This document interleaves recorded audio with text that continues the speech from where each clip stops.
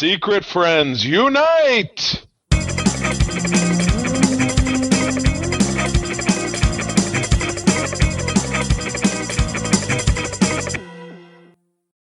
Welcome to the Secret Friends Unite podcast, episode 499. This is your guide to the geek side, and I'm one of your hosts, Todd Oxtra.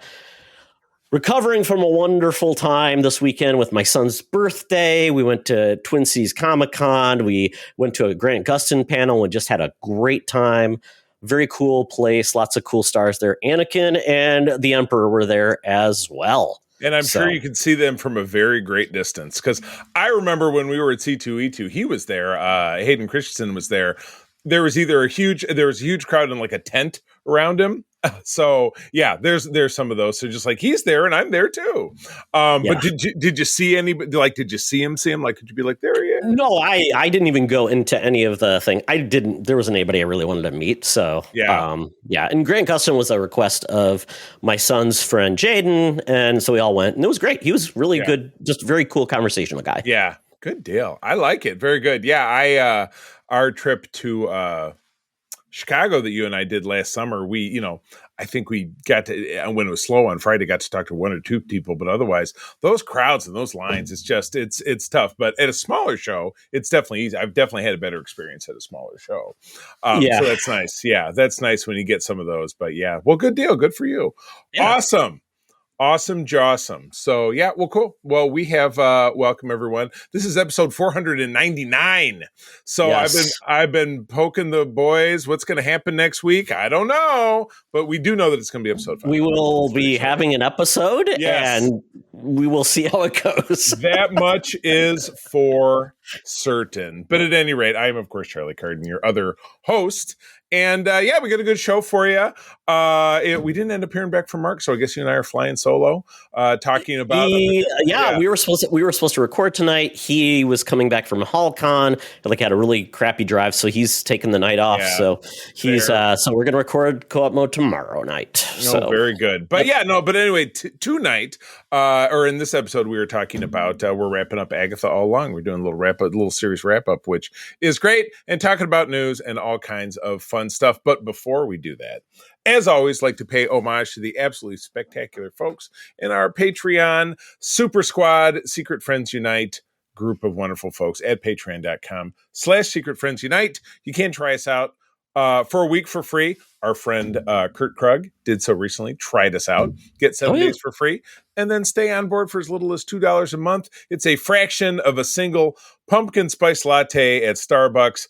Who are you to resist it? I just don't know. But you get lots of great content, such as early content. My show, Code 47, drops 1 or 2 days early, as opposed to the free feed. You get ad-free versions of our other shows, and you get a lot of other great content, including The Facts Geek Life, which is an ongoing show. Todd and I are doing an episode this week about season 7 of The Simpsons, which we've been talking about for quite some time. So we'll be hearing our fun recollections of that program. But at any rate, we would love to have you on board, just like these nice people. My pal Derek here in Grand Rapids, the figure dude. Francie, my wife's hairdresser, Mr. Xbox Expansion Pass himself, Luke Lore, and my Uncle Tim, great fella. Over on the Friends with Benefits level, John Sedorf, the awesome Phoenix Sisters Entertainment, friends of the show, Kelly and Crayley, Brendan Myers, Corey and HD, and Matthew Keel. Very grateful for all those folks. And certainly last and top of the pops, never least, with whom there would be not, I'll get that right someday, the awesome Nias family from the Twin Cities, Sean, Still, and Henry. We are very grateful for each and every one of you. Again, patreon.com/Secret Friends Unite. 7-day free trial. Stay on board for as little $2 a month. We would love to have you on board. All right. Boy, the Doom Patrol keeps coming up in these comics, or these covers. Number 99 from, 1965. They predated X-Men. Yeah, era of the Beatles. X-Men were 63, if I'm not mistaken. Let me check. I used to have yeah. we used to have an old T-shirt that said X-Men 63, so I'm almost positive. But at any rate, that's not important. What is important is what the heck is going on with this. Is this like a snake? 63, Charlie. Yes. You get the no prize. Oh, good. I want it in writing. We've got Doom Patrol from 1965, Robot Man, Elastigirl, Negative Man, the world's strangest heroes, and they are up against what looks like a snake caterpillar, but it's got suction cups what's going on here? I don't know. Okay, Charlie. So within the Doom Patrol, you do get essentially the original cast, which is Elastigirl, the ones you mentioned, but they introduced a new member, which is Beast Boy, the wildest, weirdest teen tornado in comic history. See him try to blast his way onto the team, plus crawling killers, the fantastic Bugman and his incredible insect army. So you answered your own question. The Bugman is there. He's got the same face as one of those from Beetlejuice, when Beetlejuice turns into some kind, his face gets all stretchy like that. So that must be where that came from. But this first version of Beast Man, green head and just a gorilla body, that's like I was a teenage werewolf kind of deal. It's not really great optics, but it's an odd one. Yeah. Considering, he was not original Teen Titans member, but then he got linked to the Teen Titans. They had him in the Titan show. And it was kind of neat. And they did throw back to his time in the Doom Patrol. They've done that. It's been very cool that they've been able to do that over time. Yeah. I'm impressed that they have this grouping of characters that they were able to kind of turn on their ear and have kind of an edgy TV show, which I never finished watching. The edge of that. What did that run, like 3 seasons? It ran 3 seasons, and I did not finish it either. I finished the first season, really liked it, and started the second season, and it's very good. It's a very good show. It's definitely a different, weird adult, lots of swearing, a lot of personal issues. It's like a very family drama type show. Oh, I thought you said it's not a family show. Oh, really? It's a very family show. Yes. Oh, it's a very family show. Yeah. Well, Doom Patrol started in 1964, March 1964, right, and then it went for like 124 issues. Not a bad run. Well, how would this have been issue 99 if this was from 1965? Did it say, unless they were publishing every week? March 1964 was when the first issue went. I don't know. That is weird. That's some of that legacy numbering, I guess. I don't know. Well, speaking of legacies, a true legacy of this podcast would be about to celebrate a golden birthday. What do they call 125 years? Not a sesquicentennial. That's 150 years. A quarter centennial. A quadrillion. Yeah. But anyway, we are talking about our senior news correspondent, Madam Webb, who will hit that mile marker on January 1st of 2025. But as always, she is down at the corner of Hollywood and Vine with the latest scoops and news for us. So let's go have a look. Now it's time for Madam Webb's Rumors and News. Take it away, boys. Welcome, Madam Webb. Thank you so much for your devotion to news. Unfortunately, because our news corporations will be ending, that you'll be looking into the wonderful world of animal husbandry and trapping. Hey, for trapping. What do they always say in the Flintstones? Or they like the pelican that they were scooping cement out of him? It's a living. Yes. Every animal had to be used as a contraption. Exactly. So, we talked about this on Code 47, which you probably already heard if you're listening to our show. But we are in the fan world commiserating the passing of Tony Todd, who in his 40-year career in acting was a legend in the Star Trek community, playing several different roles. And even when we were recording Code 47, we had our friend Tom Selinsky on, our British author friend, who reminded me of some roles of Tony Todd's in Star Trek that I was not remembering. He was, of course, the older Jake Sisko. In an episode, he played a couple of different aliens, but he was most notable to me as Worf's brother, Kern. But who could forget the CandyMan? I know we watched those movies last year again. Very terrifying turn. Of course, he was the anchor that anchored the delightful Final Destination films. He was, I think, a cop or a coroner or both in those movies. But he was Johnny Exposition. He was Death, right? He was. He Death? No, no. He was a dude, but he was just. I thought he was Death. Like he was the embodiment of death. Nope, Okay. nope. But it was Tom who said it best. He said it was Basil Exposition because he would come on and tell the whole story. Yes, he was. Yes. Yeah, exactly. But yeah, from Call of Duty, Final Destination, he was in the most recent. Was it Spider-Man video game? He was Venom. Yes, he was Venom in the last one. Yep, and his last role will be Indiana Jones and the Great Circle, the video game that's coming out in December. And I forgot to mention this, talking about it over on Code 47, but he was a guest at our local show a couple of years ago when April and I had a booth. I had stepped away to use the bathroom or something. He came by the booth, our Star Trek booth, sat in the captain's chair, got a picture, reeking of weed, and was flirting with my wife. It was a great story that I cannot believe I missed. Super bummed out. Nice. Did not hey, Tony. Yeah. Get at it. It's really interesting that he didn't start acting until he was 32. That's kind of late to the craft. Right. And what was I'm looking at this word. What was he doing before then? I mean, does it I'm trying to see if we can pull that out of this article. Physicist. I don't know. He was a rocket scientist and a brain surgeon. But I'm assuming his IMDb will say like what his I will look it up and I will tell you. Keep riffing. Wikipedia. No, absolutely. Like I said, Star Trek, TNG, DS9, Voyager, MacGyver, Smallville, On the Big Screen, Night of the Living Dead, The Crow, Wishmaster, Night of the Living Dead remake. You know, we talked about Candyland. You'd mentioned Indiana Jones and the Great Circle, his final voice acting role. Star Trek Online, so more Star Trek. Call of Duty, Black Ops 2, Masters of the Universe, that the most animated version, The Flash, Transformers. Transformers Prime isn't the one that just came out. But this dude was always working. He was totally nonstop. All right, so what's the story? He was a theater actor.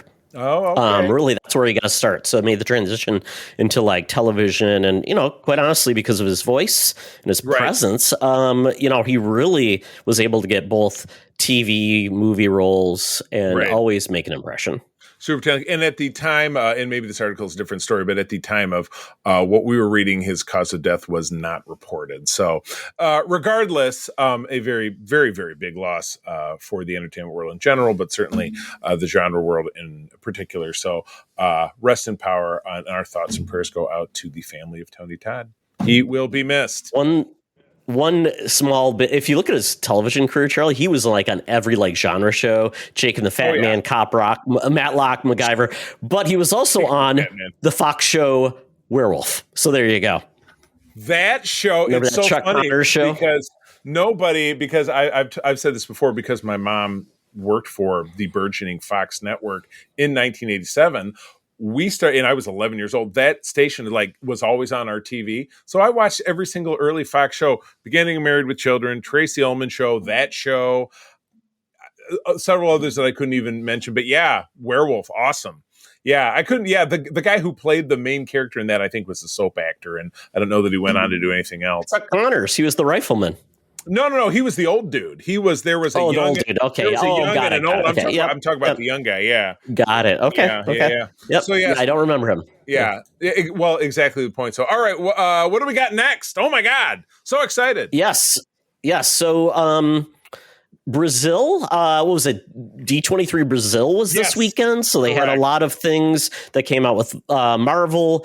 And one of the things they did show is they showed an extended or a different cut of the Thunderbolts trailer. They showed more of the Captain America movie. And then we got a new trailer for What If Season 3.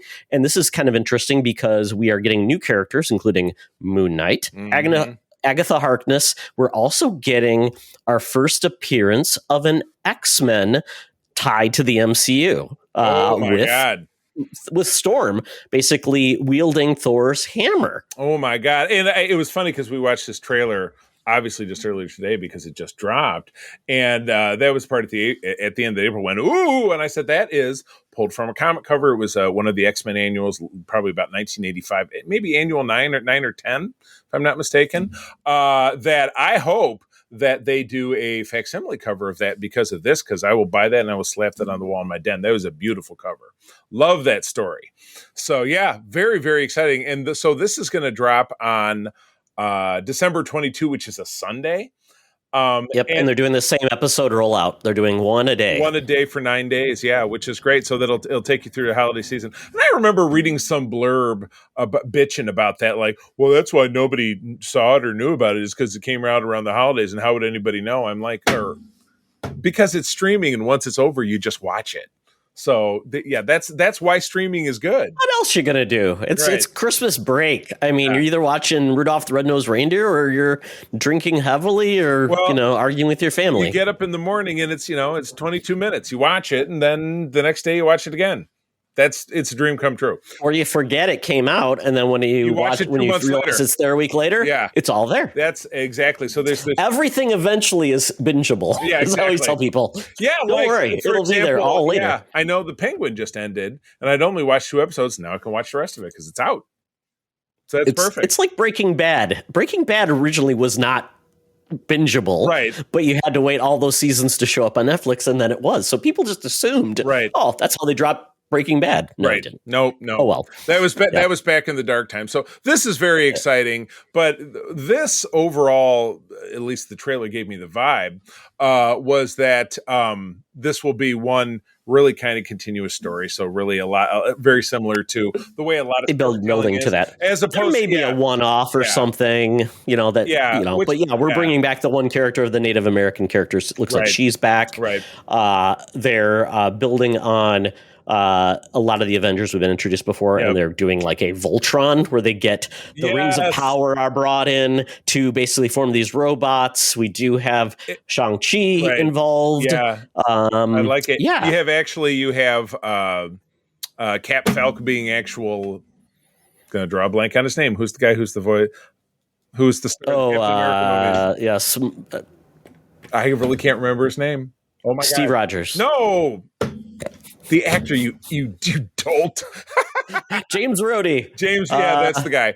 But yes. I love it. So the single Robo Avenger powered by the 10 rings. So that's that's a twist. I like that. So yeah, I'm looking for it. Definitely look forward to that stuff. So that will be great. That'll be the like as Todd was saying, if you need a way to get away from your in-laws. Oh, sorry, got to watch Marvel. Go watch it in the.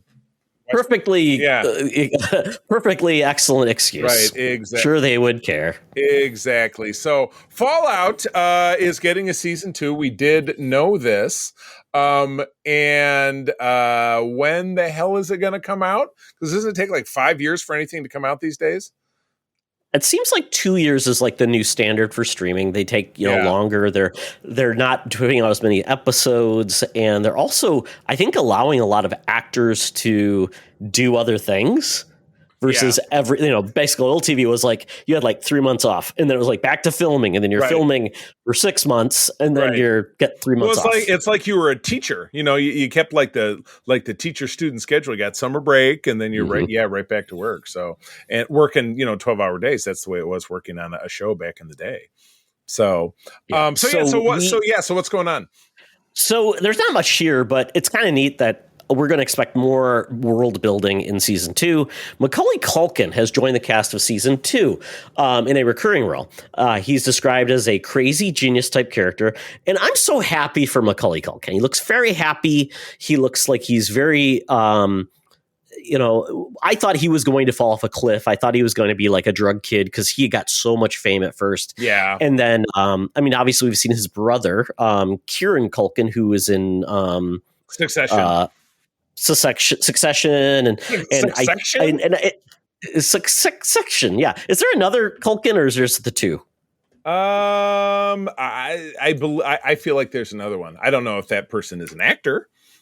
Like the Baldwins or or the Wayans or the what's another? God, damn kids. The Osmonds, of course. None of them ever. Kieran, Rory. His mom, his aunt is Bonnie Bedelia.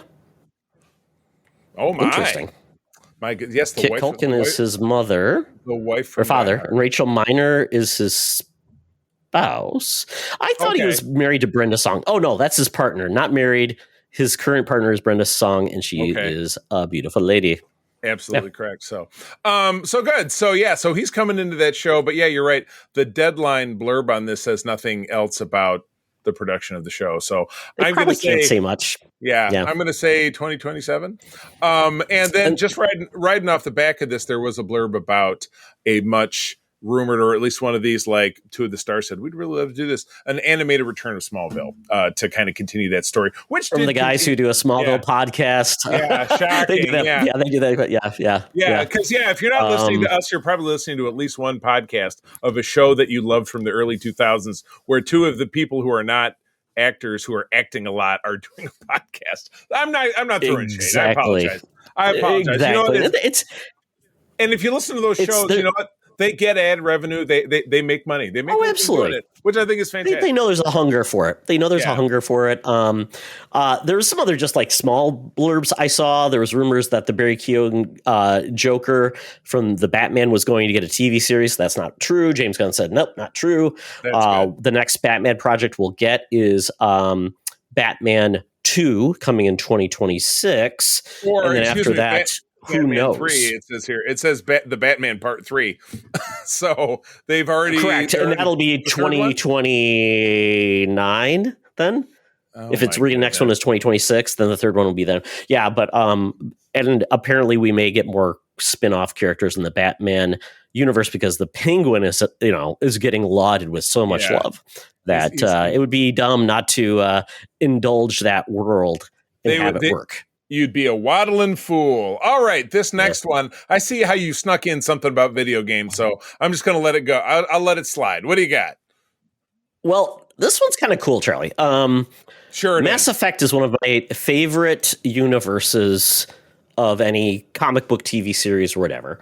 Mass Effect is very much like a cool mixture of Star Trek and Star Wars, where you get essentially a crew on a ship exploring and doing things. And this is all about a team that gets put together by a leader called Commander Shepard. And point of order, Todd, everybody knows that somebody can't like Star Wars and Star Trek. It's the rules.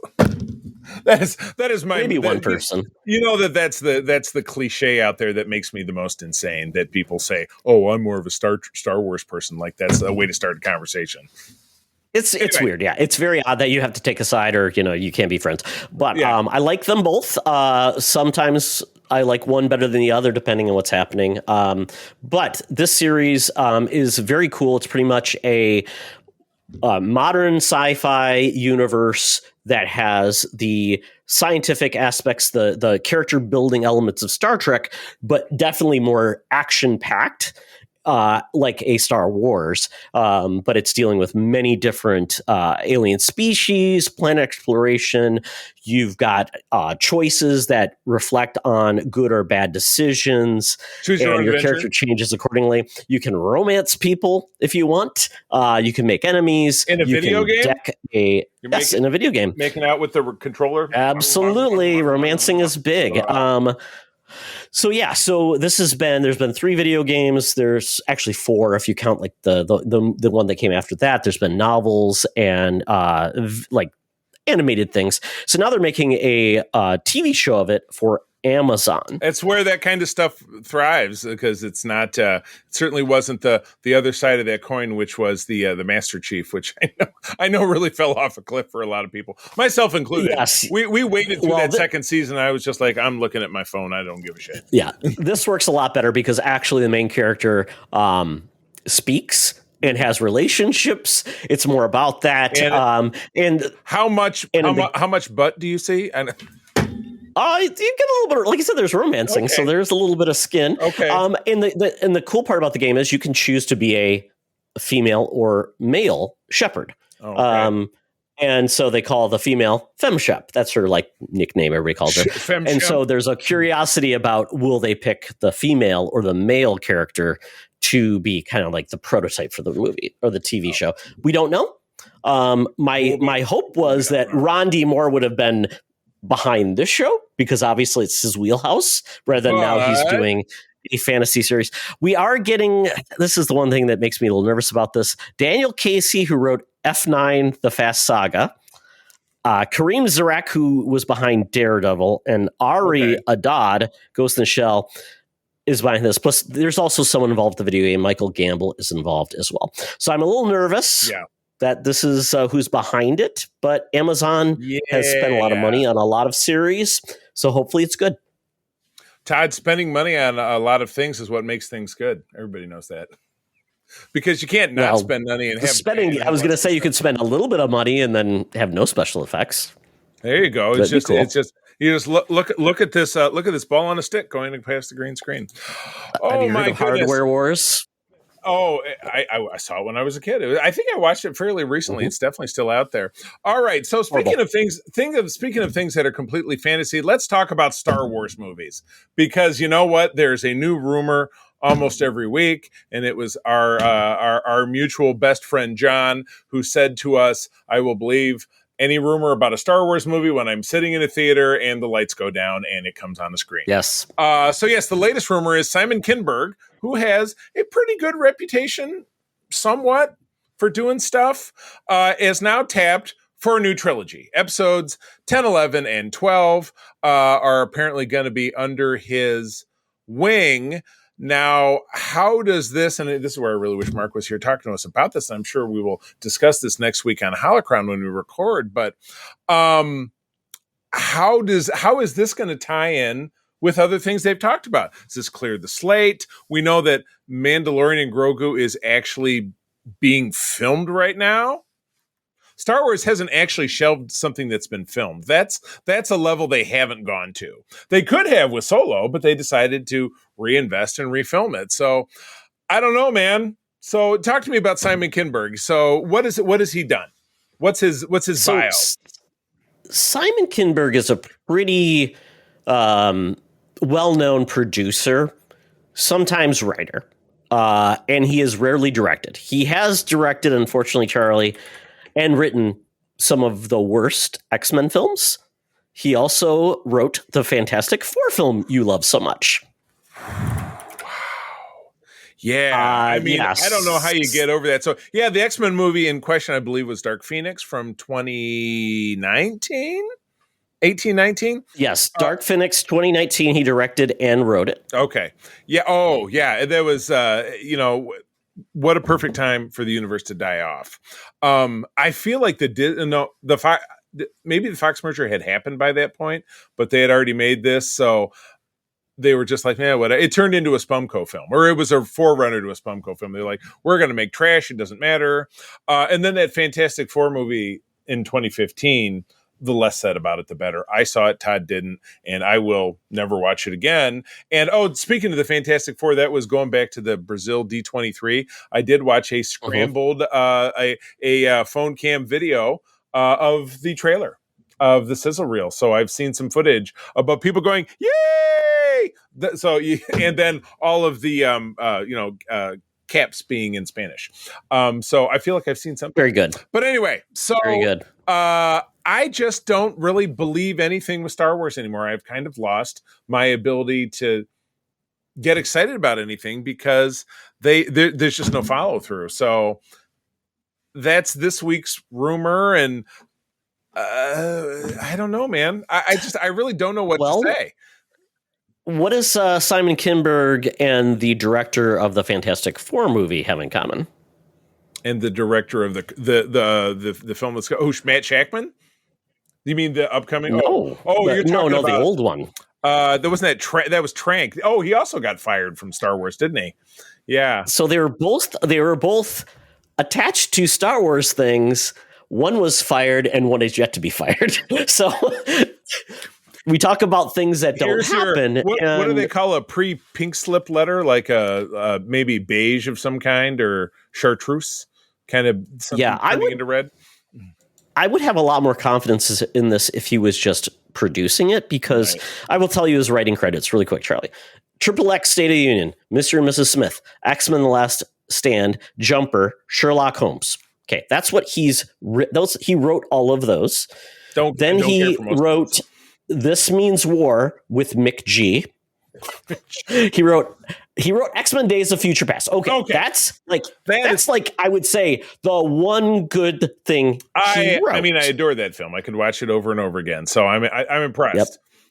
Yeah. So then he did Fantastic Four. X-Men 2015. Apocalypse.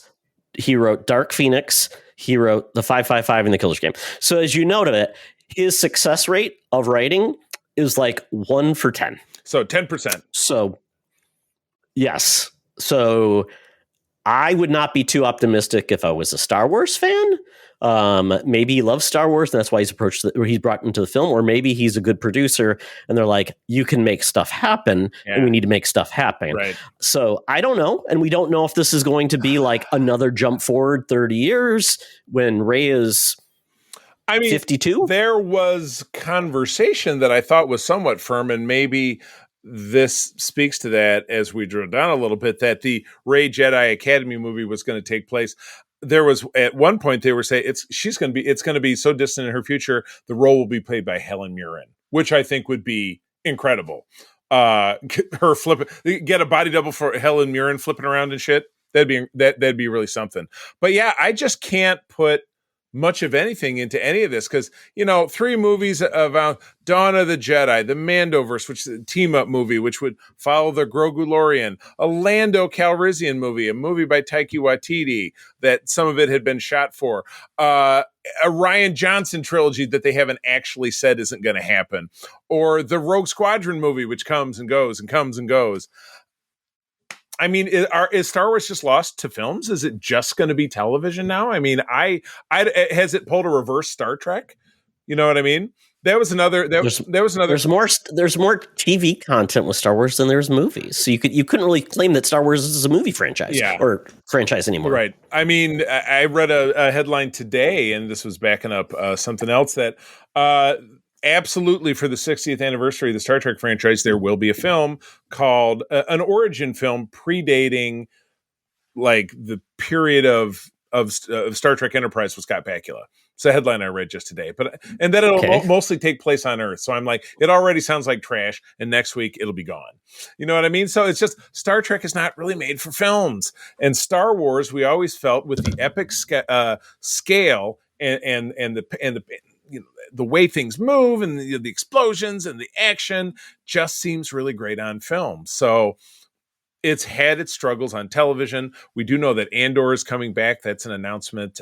We always knew that it was going to have a second season, but we got a date of April of next year. That's the only thing of Star Wars in 2025 that has really got my engine racing. You know what I mean? Is there anything else on screen? I mean, they snuck in the little little animated Tales of the Jedi, Tales of the Empire. Those were little surprises that just kind of popped up.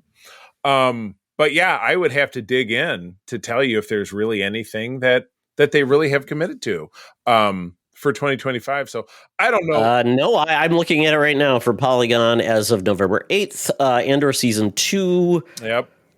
And that is it. Yes. The Mandalorian Grogu 2026. Right. And then everything else is undated. Ahsoka. Yeah. Then a lot of movies. Yep. Maybe another Tales of the Jedi or what is Star Wars Visions? Yeah. A little bit animated shorts, which again, those have an audience, but it's more limited, and it's the TV audience. It's the animated audience. Some people just don't really dig into that. They want to see a Star Wars film. So yeah, I just, the goodwill that they've had is ebbing with people being patient, I think, without a doubt, with Star Wars. So I really just honestly wish they would get their act together. You know what I mean? I don't get it. I don't get it, Kathleen. Is it going to take Kathleen Kennedy going away for this? For something to really change? I always wondered, was she supposed to stick around this long? Was she supposed to just establish it and say, now let it go and flourish? And because it didn't do what it needed to, she stuck around? Like Kevin Feige. I don't know how long Kevin Feige is going to be around. I mean... Well, he's done more than enough. I mean, he's not, Kathleen Kennedy is, kind of beyond retirement age. She's 60, 65, whatever it is. But, it's not like it's a demanding job. She probably could keep, doing it. I mean, our new president's going to be 80, though less said about that, the better. But still, people can keep working, I guess. I just don't know if it's going to take a quote unquote regime change in Star Wars for things to finally get back to a place where a lot of us feel like it should be. But anyway, not a problem to be solved today, but Satan can help in this next trailer of a film that's coming to from Farrelly Brothers that is coming to Paramount Plus. I'm guessing next month. I'm looking for a release date, but Todd, what do we got? Yeah, so we are getting a new film. It's a holiday film, which is very fun, and it's called Dear Santa. But that's not the premise of the movie. The premise of the movie is about a little boy who writes to Santa. It even calls out that he is not a good speller, and he unfortunately writes a letter to Satan.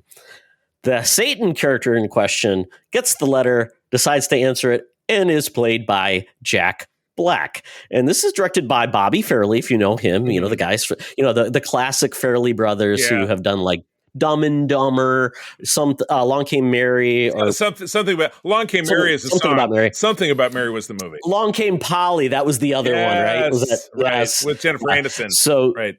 Yes. So, and basically the concept is going to be he can answer the little boy's 3 wishes, but then he gets his soul. Mm-hmm. And Jack Black is playing it kind of comedic. He's Jack Black, so he does what Jack Black does. And it's going to have Robert Timothy Smith playing the boy. Liam Keegan Michael Key is in it. Post Malone is in a cameo. And then... yeah, it's coming to Paramount Plus this November 25th. Oh, there you go. Time for Thanksgiving. Ooh, perfect. So something fun. I like some of these holiday films. Some of them are good. Some of them are bad. This year's version of 1978's the Star Wars Holiday Special, which also came out at Thanksgiving that year. I'm sure it'll go down in history as just as much of a classic. This looks adorable. And again, for my money, and again, everybody's preferences are different. Paramount Plus is probably my favorite streamer because it has the most stuff that I enjoy, including, but obviously limited to things that you would find on the Paramount Network, which we will talk about in a minute. Everything Charlie loves that's in common with senior citizens are on Paramount Plus. Yes. All of Charlie's demographic. All of the NCISs. Did I tell you we watched the first episode of the prequel, the NCIS Origins? Wow. I mean, it was funny because I reached out to my mom and I'm like, "Hey, are you watching the new show?" Because Mark Harmon is going to come back and he's going to cameo, or he's going to kind of be the narrator, whatever. He's going to narrate it. And she says to me, she's like, "I gave up after that one they did in Australia. It sucked, and they canceled the one I liked." And I'm like, "How do you know the difference? Aren't they all the same?" It's like, I was going to say, not as good as season 3. There's like 85 seasons. Yeah, the original show has been on for 25 years, or at least that's the way it feels. Oh my gosh. So good stuff.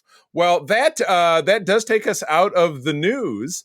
So it is time for me to get out my Fuber app, my feeble Uber app.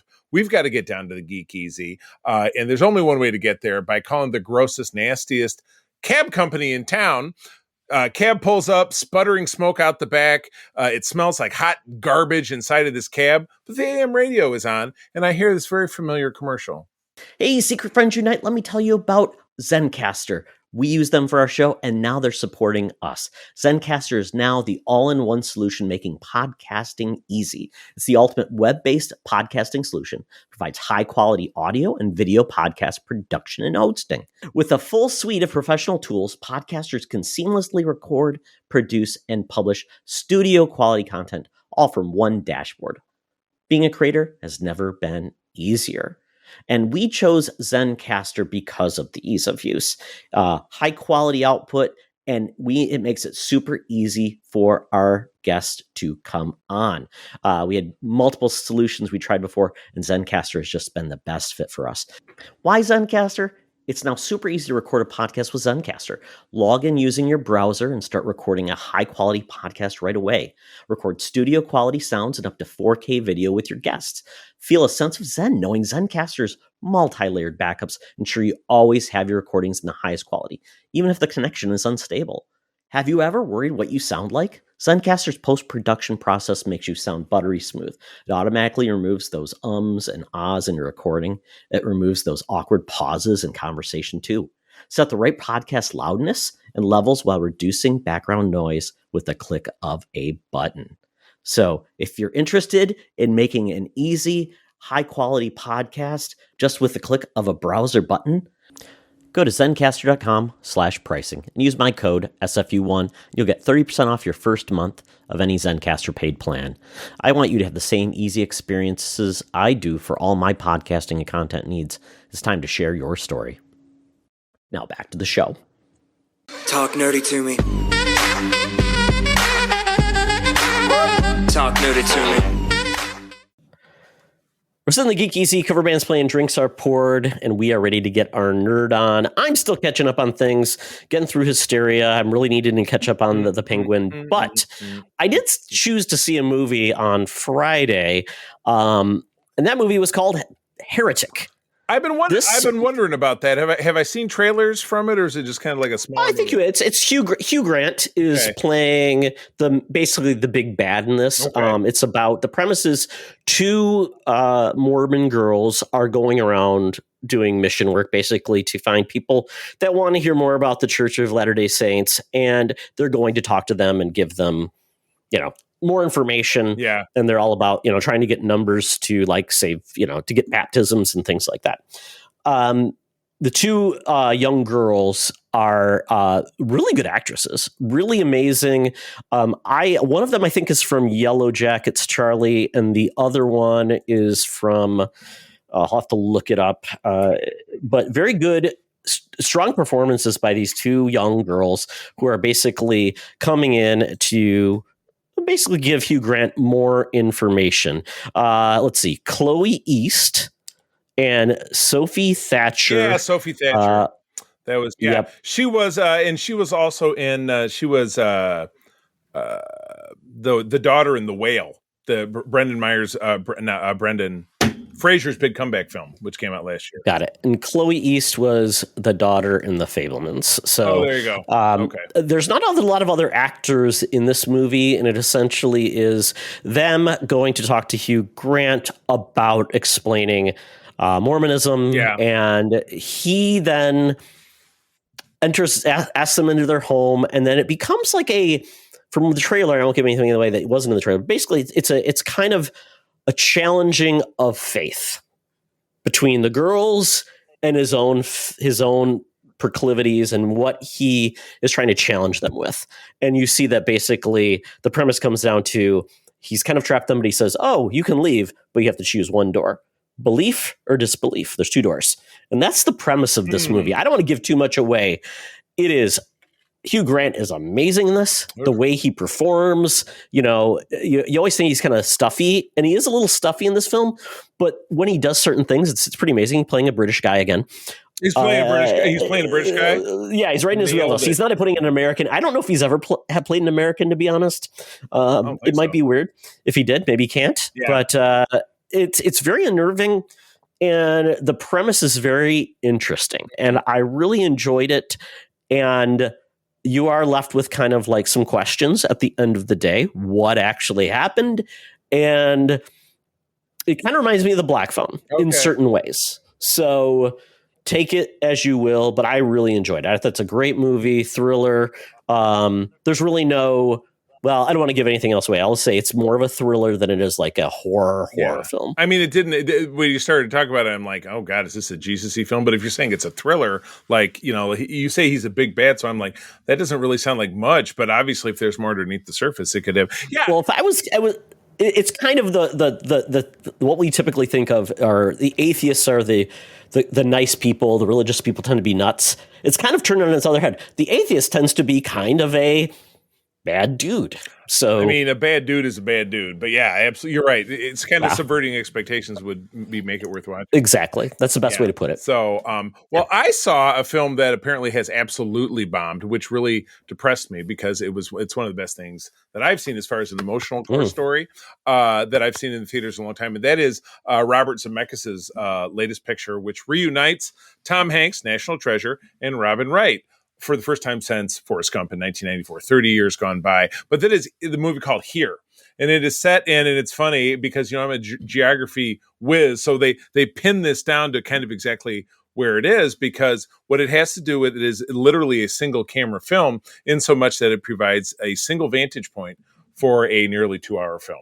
So you are seeing a single place on Earth, which, believe it or not, I pinned down to the town of Perth Amboy, New Jersey, which is across the river from Staten Island to the west, going southwest outside of New York City. They talk with a New Jersey accent. They absolutely no one really speaks with an accent. Well, one of the stars of this, which is the father character played by Paul Bettany, who is of course British, does a really bad American accent. Really really bad. But no, it literally has to do with it begins in prehistory, where you see, you see a dragonfly flying by, and then you see dinosaurs thunder past, and then you see that absolutely beautiful meteorite smash down and annihilate the Earth. The Ice Age comes, the Ice Age goes. You then go into kind of pre-Columbian times with the Lenape Indians, who, as everyone knows, inhabited the Hudson Valley and that general overall area of the East Coast. And I'm probably screwing up those details. I apologize. But the thing that really pinned it down before we get to, obviously, the Forrest Gump portion of it was the home of William Franklin, the illegitimate son of Benjamin Franklin, who was the last colonial governor of New Jersey before the Revolutionary War in 1763. I looked it up. So this house is on an Indian burial grave. They do actually find Indian artifacts in the movie. That's actually a part of it. Oh, good. So it's Poltergeist. No This is the origin of Poltergeist. The good news is those were in the backyard. So stay out of the backyard. But anyway, it spans obviously from prehistory to almost current day, but our character, but 90% with Tom Hanks. But no, maybe 60% with Tom Hanks. Yeah, but yeah, you get the good patches. As I said, Paul Bettany. You have the actress who is Beth on Yellowstone, whose name I'm always forget. Very very pretty lady. She's also a Brit, maybe Irish. Penn and Wright. So it does transition back and forth. The way I said about the home of William Franklin is his house is the constant because it was a plantation that, as time went by, houses were built around it, including this house. You do see them digging the house and starting to build it up. And then you see the different stories of a couple from the early 19th century, the middle of the 19th century, and then Paul Bettany and his wife's character move in after World War II. He's a vet. They buy the house. And then you watch the story of the house. Tom Hanks is their son. And they did probably the most passable de-aging aspect of it because they have to de-age them from about 1964 to now. So think about that. Tom Hanks, basically the way he looked in like Splash or Bosom Buddies, and Robin Wright in whatever the hell the first thing that she was in, to present day. And I really think they pulled it off. As much as you can believe Tom Hanks looking like a 16-year-old kid. A lot of heart in it. Todd, I know you don't go for really the mushy stuff. It's not your scene. Typically. Well, I've heard reviews of it. They said it's very sappy, and it's like not even trying to be sappy, but it's really trying to be sappy. Yeah. Because I looked at the Rotten Tomatoes, like 36% critics, 58% audiences. That's rough. I've not heard. I've heard this movie. It hits with some people, probably not for others. To me, I looked at it, I'm like, I could care less. I have no interest. And that's a tough one for Robert Zemeckis, who is one of the more storied filmmakers in the last 40 years. Gave us Back to the Future, gave us Forrest Gump, you know what I mean? But he loves technology. I mean, he's done that Tom Hanks movie with Santa Claus. He loves technology, and that's what he wanted to do with this. Right. So sometimes I think he's a little too much focused on the technology. He did the technology of making that volleyball come to life. Didn't that happen in that movie? Yes. Where it was like Jack Frost. I don't know, maybe I'm misremembering that. It was a long time ago. But anyway, I enjoyed it. But as Todd makes a good point, that it's probably very niche. So probably an okay one to wait for on streaming. Yeah. That's all right. And it was another one of those films that had like 50 production company logos at the front end of it, like Moving Train Pictures, Landing. So one of them, it was Sony and Paramount. So who knows where you're going to see it, but it'll be out there somewhere.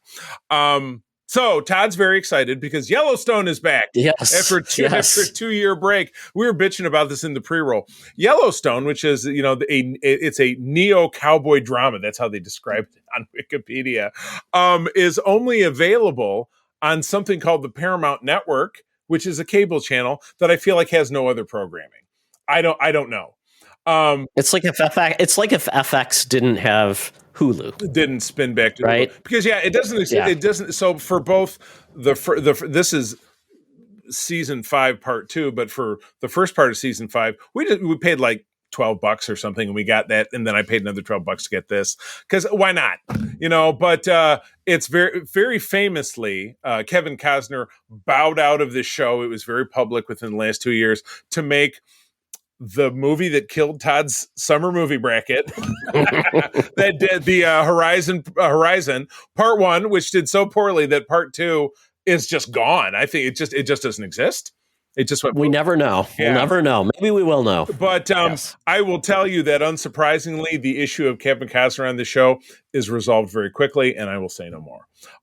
You can. He was gored by a bison. I literally said, because the first scene walks, one of the other cowboy characters is apropos to nothing, walks out of the barn and the moon is rising. And I roll over to April and say, oh, look, there's John Dutton, who's his character. He's being mauled by a bear in the distance. Is it Cole Hauser's now like the lead character now? Yeah, it's Cole Hauser, and that I keep calling her Kelly Riley because Beth is, I'm not, her last name is Riley. I'm not sure of her first name. Beth Dutton, who's the, firecracker, would just as soon stab you with a broken beer bottle kind of gal. Every guy's dream. They're a married couple, but they're both super toxic people. And then the main villain is Wes Bentley, of course, famous. Oh, really? Oh, yeah. Yeah, he's the adopted son, but it becomes very quickly clear that he's not up to such great stuff. So I don't want to spoil it. But if you're a Yellowstone viewer, you probably have done what I've done, which you've gone back and purchases on VOD. I do that through Fandango/Vudu. The other seasons are available on Peacock. But everything else that Tyler Sheridan makes, who's the guy behind the show, is on Paramount Plus. So another plug for Paramount Plus. You can watch The Lioness, 1883, 1987, 1065. Just throw four numbers together. He made a show. 6666, which was the Cowboy Ranch one. I don't know. Anyway, it's a fun show if you don't take it too seriously, much like anything. Finally, doing the old roulette, looking for made for streaming movies last night, and I stayed away from Netflix because that's April's forte. But we watched a movie with the Maze Runner kid. Was it Dylan O'Brien? Called Caddo Lake. I don't know, Todd, you heard anything about this one? So I don't think so. It has to do with this young kid riding in a car with his mom in 1989, and the car goes off the rails into Caddo Lake. And he manages to wrest himself free, but he can't get her out and she drowns. And the next scene you see him, he's back at work, even though he was all cut up, and it makes it sound like it happened instantaneously. And then, apropos to nothing else, this guy has an estranged daughter who grew up without him, and his baby mama, who's remarried and has a young adopted stepdaughter. And you start to figure out that all of these pieces are interrelated, and that this Caddo Lake and these swamps around it is actually waves of the multiverse. It's a science fiction film. It's portals in time. So you start to figure out, well, the stepdaughter maybe isn't anybody's stepdaughter. Maybe she's a character from the past. It's actually ended up, because April and I were watching it, it's, hour and 52 minutes or something, or hour and 45 minutes. And I'm like, all right, this is a pretty low budget, whatever, but they start wandering in the swamps and they start going through ripples in time. So, it's night and then it's day and then it's night again. And then I'm in 2024, but now I'm in 2003, and what does that all mean? So I was impressed. And by the end, we had to pause it and talk about it and figure out, well, what about this character and how do they end up back there? But how does that relate to the fact that in the present day it's this and that? So it does take some putting down your phone, which I'm not always super great about when I'm watching something on TV, to really tune in. But I thought it was worthwhile, and had an ending where it wasn't a happy ending, which is good. Sometimes you got to have a Infinity War instead of just an end game. So yeah, I thought that was pretty cool. I enjoyed it. Very good. Very good. Well, that is it for the Geek Easy. Skipping out on the bill yet again, because I know he spit in my chicken quesadilla. I don't like it. But I've got up my Air Qantas app. Time to get down to the land down under, because Hologram Tina and the mutants are waiting for us to talk about the spoiler cast of the series of Agatha All Along. Let's do it. Welcome to another edition of Thunderdome! Thank you, Tina. The mutants have been gathered for a topic or a game to be entertained. And this week, we are wrapping up Agatha All Along. It ended about 2 to 3 weeks ago. Maybe 2 weeks ago. It all blends together. Why not? Yeah, because they dropped the last 2 episodes together the same day, just like they dropped the first 2 episodes. Right. So it's a very shortened season for duration. 7 weeks instead of 9. Yes, exactly. Yeah.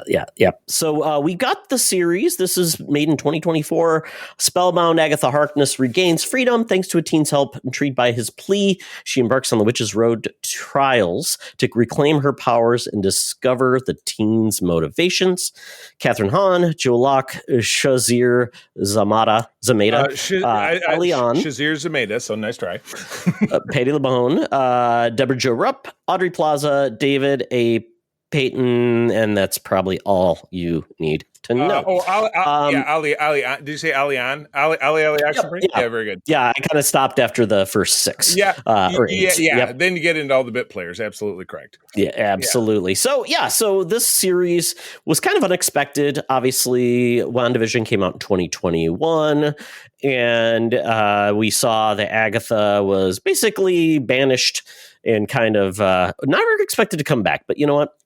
Agatha found a way. So this series essentially opens up 3 years after the series, so kind of 2024, I guess is the best way to put it. Well, and she's actually, let me put my glasses up. Because of the time dilation, because of the snap, the first season or WandaVision was 2023, so this is actually 2026. Believe it or not. Yes. Now I feel dumber. So at this point we get some really cool, the way it works out, we do get some manipulation of things, but really opens up with Agatha as a cop, in a procedural. Mayor of Easttown. Very same kind of credits. Yeah, very much so. And then basically that's where we think the show is going to go. But then we do find out at the end of the episode that she essentially is basically been kidnapped, and she gets under the influence of Wanda's spell and gets broken out. Right. So kind of a cool way to reacquaint ourselves with that world, how it was manipulative, had dealt with different genres, and we're kind of put there. So basically, Rio is a character that's introduced as one of the characters in the drama, right? And basically, they have a battle, and that's kind of where it ends. So we're not really sure what her role is, right? But we know that Agatha knows her, and we go from there. So Charlie, the series, do you think that was a strong beginning for Agatha? I'm trying to remember if it was at the end of because again, that first block was the 2 episodes. And I'm trying to remember if the second episode ends with them having assembled their little gang of Avengers and then entering this, metamorphosis of the Witch's Road. I feel like that was at the end of the second episode. That's the end of the second episode. Gotcha. Yeah. So at the end of the first episode, we get because within the Mayor of Easttown fantasy, you see Aubrey Plaza's character, and she says things like, "Do you even within the program?" Because Agatha's character is very standoffish with Aubrey's character, so Aubrey will say things like, "Do you even really remember why you hate me so much?" And no, I really don't.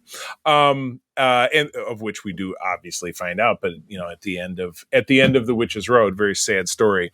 But yeah, the Joe Locke, who is the teen, manages to snap Agatha out of the spell, and we do find out whether it's in this episode. I think it's in one of I think it's in the teen story, which is a little bit further on down the series, that she has literally been in the house, simply imagining driving a car by sitting at her dining room table and walking around and thinking that she's doing cop stuff. So it was very surreal because, again, the way Agatha left off was simply that Wanda snapped her fingers and Agatha was restored to her kind of 1950s appearance. So this was a real switch. So you have to remember, over the next 3 years, did she cycle through different sitcoms? She was in Small Wonder for a little while, and then she was in, Family Matters for a little while. I mean, it's just, but now she's in this, instead of being in a fun sitcom, she's in this very serious, dire procedural where she finds a dead body in the woods that is very clearly supposed to be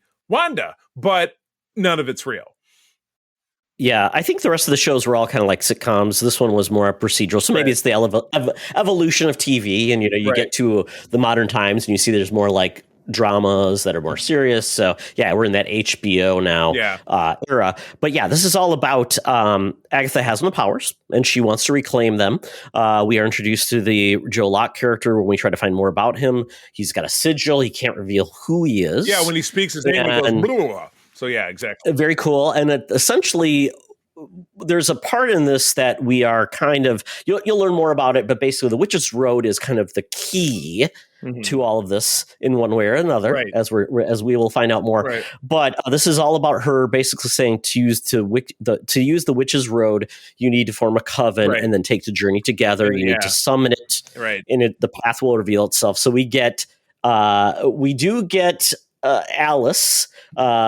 We get Lilia, Jen, basically all of these characters. The Green Witch, who was the mom from that 70s show. Kitty. Yep. So we do get these characters that are different characters. Patty Lupone is basically a clairvoyant. Fortune teller, if you will. Yep. And then we get Sashir is the potions witch, so she uses her at different parts of it. She uses that to save or resuscitate, to try to save other characters. Yeah. And Alice is the protection witch, right? And she is. And what is Agatha? What is her role? Is she the? Well, she's the villain. If ultimately what we find out about Aubrey's character is true, then does that simply make Agatha chaos? Is she the devil? That's what I'm wondering. Is she a chaos witch? Because everybody has kind of a role as a witch in one of those tropes, right? And noted all of these witches use agree to go with Agatha on her quest because they are all depowered for one reason or another. They can't use their magic. It's out there to reclaim themselves. So that's what they do. And then well, there's a reason why they go is because there's this group of evil spirits called the Seven, that starts chasing them. Great adaptation from the Fantastic Four. If you go to about issue 186, 187, because I reread it recently, one of Agatha's prime issues of the Fantastic Four, where they end up back in Salem, and she's trying to protect young Franklin Richards, who's the child of Reed and Sue Storm, from this. Basically Salem 7, which is this powered group of like one of them's a big cobra, and one of them's I can't remember them all now, but there was a fox. There was they're different incarnations of nature. It was just super colorful, and I just remember really loving it when I read it when I was a kid. So that brought it back for me. But they narrowly escaped the Seven, converging on them in Agatha's basement to proceed down onto the road, which is another plane. And so over each witch has to endure a trial along the road, which each witch gets an episode to do exactly that. And so except for really Shashir's character gets like a quickie explanation at the end, which is I think in some ways kind of a ripoff, and in some ways it also kind of works out because everything else that we saw, we get like Alice's trial is the great 70s recording studio Fleetwood Mac musical, because her rock and roll. Her mother was this famous Stevie Nicks like ingenue who recorded a pop music version of the Witch's Road anthem, which sold billions of records. And the first one is with Sharon. It's basically the Real Housewives. Mm-hmm. If you think about it, a lot of drinking, a lot of women, that's why when they drink first, they get all the bad plastic surgery, and all of them have drank. And then we find out that Agatha did not drink. And unless they all drink and go through this and then finally solve the issue, it was Shazir Zameda that had to solve it with potions. Basically, she gathered generic things to solve that one. But then we had our first casualty. Right. Yeah. That's when Deborah Jo Rupp's character dies. And because she was appointed the Green Witch, but she didn't have any inclination of whatever the hell was going on anyway. So she was obvious cannon fodder. But then Aubrey Plaza pops back up and she says, I'm the Green Witch, or I'm the Green Witch. She goes real mental. So you think, oh, she's just another person on the road, but that's not her real identity. But that's going to be a little bit further on down the road that we find out about that. But each one of the witches subsequently have a trial. The one that sent us backwards to watch the previous 6 episodes, and then this one again was Patty Lupone's character's trial in the room of the swords, where we find out that she is a time traveler, and she has been bouncing. First of all, she's she's 700-800 years old, because we do see her as a youth, because in that first trial, everyone was kind of seeing their past, and Patty Lupone was seeing herself as a, pre-teenager in Elizabethan times. So we find out that her curse, her gift, is that she shifts kind of out of control through time. And so there's a little noise, and then she would say something like, "I love all of you," like apropos of nothing. You know what I mean? And so exactly they brought it all back together within her trial. But with every trial, the witch in question dies. So Alice dies, Patty dies, but Shaseer, so we get all the way, we get the teen story, which is great. So we go back to the end of WandaVision, but over in Eastview, which is a neighboring town. And Billy Kaplan is a young Jewish boy having his bar mitzvah, and everything's going. But Patty Lupone is there as a fortune teller, so that draws her into the story. But the bar mitzvah is broken up because there's an announcement that the Westview anomaly is collapsing and everyone needs to return home. But as Billy's parents are driving him home, they get run off the road. They crash into a car, and Billy dies. His parents are fine, but as the anomaly collapsed, Billy's body is inhabited by the retreating spirit that is young Billy Maximoff, Wanda's imaginary child. But he obviously can't tell anybody about this because nobody would believe or understand it. So flashing forward the same 3 years to bring us to the current part of the story, he has been studying witchcraft, the family business. But he has Billy's abilities, which is telepathy. But by studying the book, that's how he's able to go. And that's how we find out that really everything that's been going on with Agatha is her trapped inside her house, because it's all happening in her mind. And he frees her by doing blah, blah, blah spell, grabbing something of hers and reading a passage and something.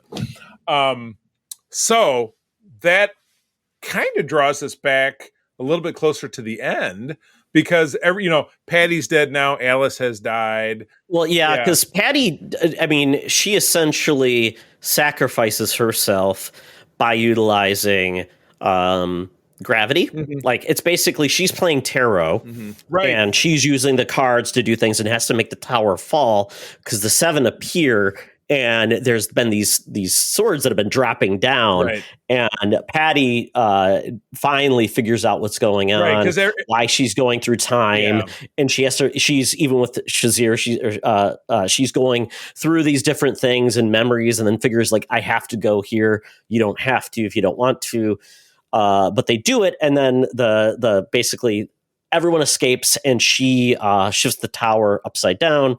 The 7 perish, and so does Patty Lupone, right. And that's kind of amazing. So it was really cool. I mean, it wasn't themed like the puzzle was cool, but it wasn't themed to like an era. Yeah. It was just felt like it was just a standard puzzle, which was cool. Yeah, which I enjoyed.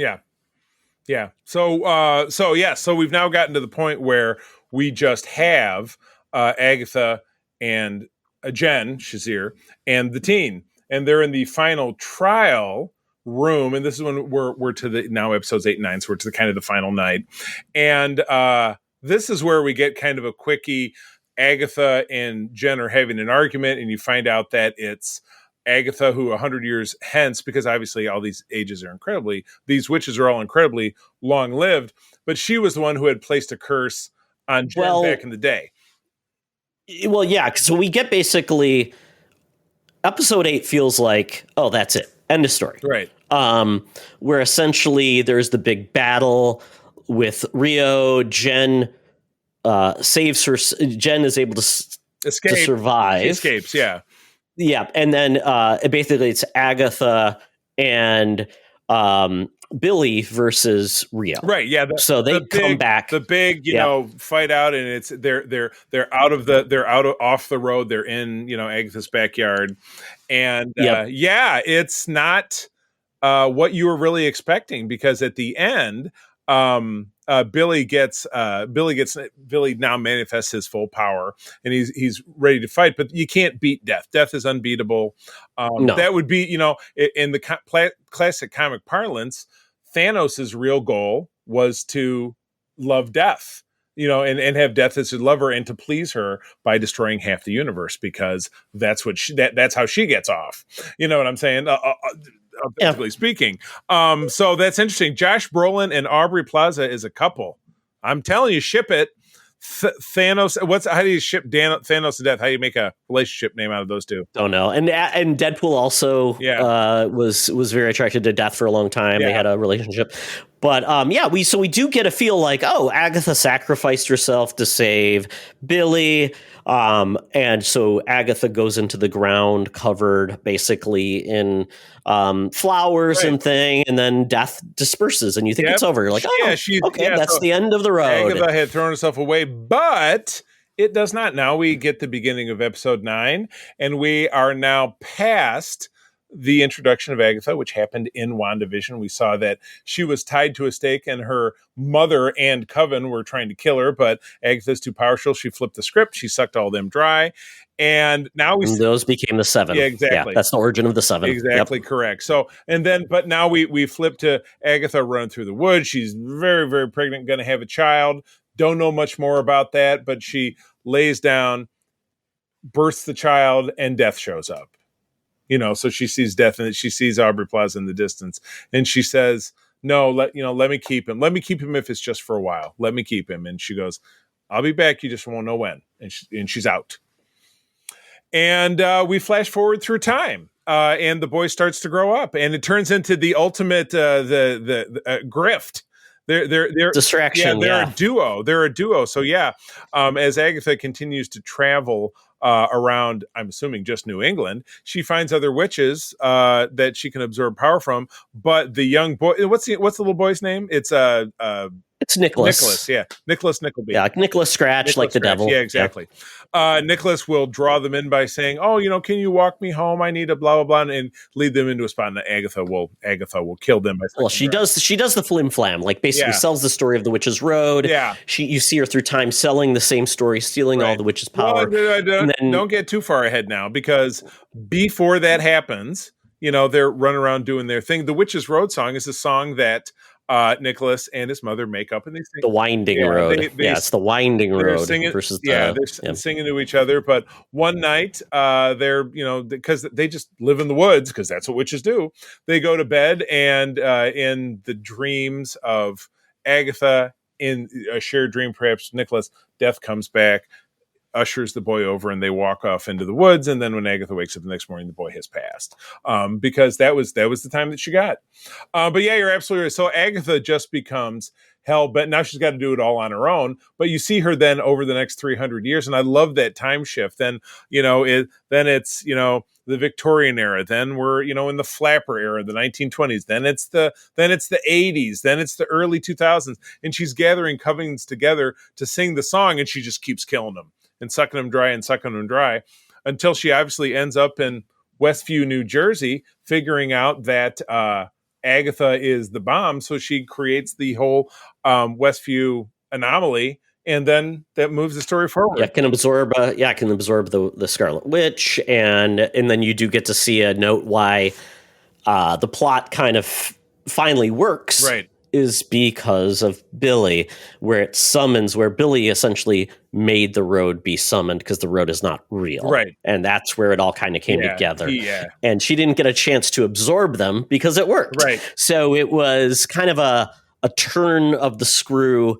Nicholas said, "Why do you do this, Mom?" And, quite honestly, I don't know if she needed to. I'm assuming she just needed to absorb their power so she could live forever. Right. But all the other witches lived a long time too, and they didn't suck power. So I'm not sure. That is a little fuzzy. You don't really know why those, but maybe that was part of their power set. Maybe she thought she got power, she could bring him back from death. I don't know. It wasn't really described. Maybe she really didn't need that to live. Yeah, but you're right. Maybe she was just sucking in so much power because she thought it's kind of like Anakin Skywalker, like, "Oh, my new powers can save you, Padme. I can bring her back from the dead." The same kind of deal. So, but there was nobody really plucking her strings. So we're in episode 9. We get that whole Agatha backstory.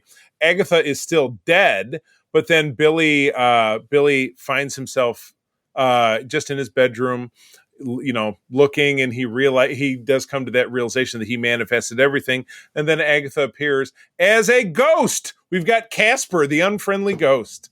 And it's interesting. She has taken on more of the appearance of the classic 1970s Agatha from the Fantastic Four. White hair, long, wispy. yeah, exactly. Yeah. And they essentially wrap the series by saying, let's team up. Let's go find Tommy, who is the brother who did not survive. He chose not to. He was going to banish her because he's like, I'm going to kill you.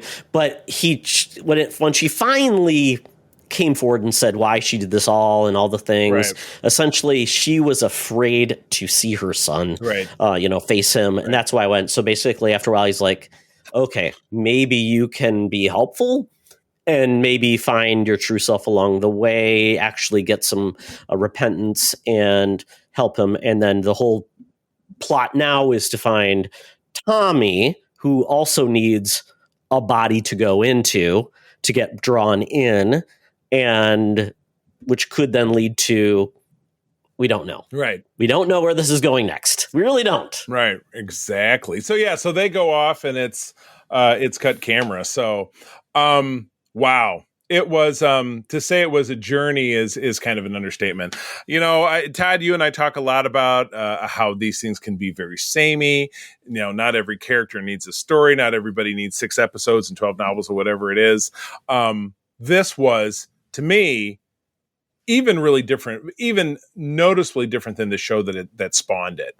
I think this had definitely a different emotional core. I think it told a very different story. In a lot of ways, I think it kept you kind of guessing until the end. I certainly didn't get the turn that the teen manifested everything that happened, which is funny because that's how he came into existence, not only within the WandaVision series, but in the, Avengers West Coast John Byrne story that spawned the twins. Wanda simply manifested those children with the power of her thoughts. And that's what this kid did with the road, which is, I thought it was a compelling story. Everybody I talked to, I know Mark really felt that way. I know he wanted to be here with us tonight. April, this is definitely her favorite thing. I know you said you and Chris watched this together. This was checking boxes that you didn't even necessarily know were boxes that had to be checked. I think they really nailed it. I enjoyed it, but I thought it struggled sometimes with tone. Mm-hmm. And I also thought it suffered with pacing. I thought some episodes worked. I thought other episodes didn't. Sometimes it felt formulaic. Sometimes it was doing its own thing. Like, I really liked the ending. Some of the episodes in the middle, I'm kind of like, let's go somewhere. Let's do something. I will admit it did follow a streaming series. We got 8 episodes. One of them is going to be a flashback about this, and one of them is going to take this aspect of it. It almost seems inevitable. I don't know, because nobody seems to really break that mold. I don't know. I don't know what it is. I don't know why that's necessary or why it's so frequently kind of revisited upon. There's not a great answer to that one. But on the whole, Marvel needed something that was non-Marvel to not be like, and now we found a way, we tied this into Spider-Man, and it didn't have any, and it didn't like, and at the end they're going to bring back the Scarlet Witch. No, they didn't. That would have been too much of the the cork board with all the red string on it. It would have been too much. And they didn't go there. And thank God they chose to kind of tell their own story and stick to their guns with that. And that I think is what made it work. I think the only part that was probably challenging for some people was the Tommy and Billy and the Scarlet Witch pieces, where if you didn't have that understanding, didn't watch it like previously on or something like that, the impact would not have been as strong, right? Because you're like, who are they? Why is this a big deal? Who's the Scarlet Witch? It's probably a big if, but if somebody is watching this, they watch Disney Plus Marvel shows. So I don't think, but except Chris, who didn't only watch like 2 episodes of WandaVision, hasn't caught up with anything. So I think a lot of people did jump on it because it looked like, it's Catherine Hahn. Looks really interesting. It's witches. Very Halloween-y. I'll jump in. Because the WandaVision really was not. That was on in the first part of that year. I mean, I don't know. I think but the counterpoint to that is that that's a reason that the Marvels failed, because you had three. I had the same conversation with somebody earlier, a coworker of mine last week. The Marvels, you had three characters, two of which came from Disney Plus shows that were vastly different in tone, that you don't know if people saw them at all. So people were saying, "Oh, okay, it's it's a character I knew from the first movie. It's completely tonally different. There's two new characters, and it's why it was a flop. You know what I mean? In my opinion. So yes, the crossover piece between the Marvel TV and the Marvel movies is very iffy, but the cross-pollination in this regard, to me, I mean, I feel like it worked. It wasn't heavy lifting. It just was a scenario where I think if you did not know that and you showed up and said, why does Billy matter? And Scarlet Witch, what's the impact and what's the connection? It feels less than versus saying those characters weren't involved. It was just a story of Agatha. Yeah. And you could say, okay, standalone, it's perfect because jump in and the stakes are all about Agatha versus the stakes were really about stakes are about vampires. You got that wrong. Yes. Wrong the stakes were really at the end of the day. It ended up being Billy being kind of the Billy. the comments. But I mean, I enjoyed it. I enjoyed it a lot, and it wasn't perfect for me, but it nailed a lot. So what would you conjure up out of 10 fingers, 10 severed fingers? I mean, I'd give it like a 7.5, 8. I mean, somewhere in there. I mean, like 7 3/4 to an 8. 3/4 of a finger. This was a 9er for me. The only part of it that I liked and didn't like was everybody got a trial and everybody got a backstory except for Jen. But at the end of it, Jen survives and she has her power back, but she's able to, you get like a 2-minute, like, oh, well, if I unbind myself from Agatha, I get my power back. That just felt very convenient. But well, I would say Jen's trial was the first one in a way because she solved it and lived with her potions, which nobody else did. Yeah, that's fair. But she stuck around for a long bit of it. But she's the character who that's their connective tissue to something in the future. Is that okay? Well, now Jen goes off, and does she come back around again at a potential second season where you have the Ghost and Billy show, and maybe they're going to have beef, and Rio comes back, and is that going to be end of Jen? Who knows? And who knows, considering we're not even getting an X-Men movie until 2028. So quite honestly, I would only have one season of this and get X-Men sooner is my, wish. I don't know. That's the zero-sum game you're making it out to be. But then again, look at Star Wars. You know what I mean?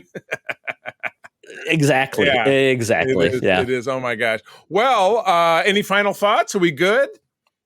No, I thought the use of music was pretty good, although the song, after a while, considering it wasn't a very deep song, didn't have a lot of... After a while, I'm like, okay, yeah, you're doing it again. Yep. It was catchy, but I like that because, the song really brought things together. So I enjoyed that. Right. And everybody's out there humming. You'll hear it at every witch divination festival, which we went to one earlier that was the lifestyle that April, long before I met her, was very, very into. The divination society here in West Michigan. There's a big culture, which is funny in a town like Grand Rapids. But you know what? You never know. Wow. All right. Well, that is the show. Everybody, thank you as always for joining us. Don't forget that the mailbag is open over at secretfriendsunite@gmail.com. Drop us a letter. I know it's not the 1990s, but you're still welcome to write us a note. Tell us what you're thinking about. DM us on Instagram. DM us on the Gram, or better yet, as Todd will tell you when we do the where to find. Todd, where do people find you, and where do people talk to us? On Threads and Instagram at Toxtra, at Secret Friends Unite. You can DM me on Instagram, either places. Threads still does not have DMs, which sucks, but that's still the best way because they're really linked now with Facebook. The Fediverse is kind of all together. Some people are looking to Blue Sky, but quite honestly, I don't need an 80th social media outlet. In my mind, I'm reading a lot of people because after the election, a lot of celebs that I follow and I have met, a lot of Star Trek people have finally dumped X. Thank God. I dumped X a long time ago, and I'm glad that I did. Threads, same thing with me. I'm on Threads. I'm on Instagram at the C3, TheCeeThree, where I'm just having a good time posting pictures about silly stuff, but also really wanting to have geek conversations over there at the Secret Friends Unite Discord. We've got about 80 folks in there talking about geek stuff and having a good time. I also run a Discord called the United Trekkers of Michigan, which is just folks talking about Star Trek and having fun. And you don't even have to live in Michigan, but I had to call it something. So with that, and Yes. I was going to say, and if you can't figure out how to get on Discord, DM us and we'll make sure you get an invite. You get a link and you can follow that bad boy, and it's not hard. So if you're curious, and again, if that's too much for you, send us an email and we'll send you a link there. It's no problem. We will find a way to get you connected. That is our. And it'll probably go to our spam folder. No, boo! God, it's so negative. All right. Well, with that, I'm going to tell you, friends, one more time. Thank you for joining us. I'm going to tell you that sharing is caring, and keep on trucking. Be the hero, not the villain. In the trunk. This podcast is part of the Secret Friends Unite podcasting network, available on Apple Podcasts, Spotify, and podcast services around the galaxy, as well as video on our YouTube channel. You can support Secret Friends Unite by becoming a Patreon member, get bonus programs and more over at patreon.com/secretfriendsunite. Join our Discord community for even more discussions on all things geek. For all the latest updates on Secret Friends Unite, make sure to follow us on Threads at secret.friends.unite and visit secretfriendsunite.com. Find our merchandise at TeePublic and Redbubble. Thanks for listening, and may the Force live long and prosper.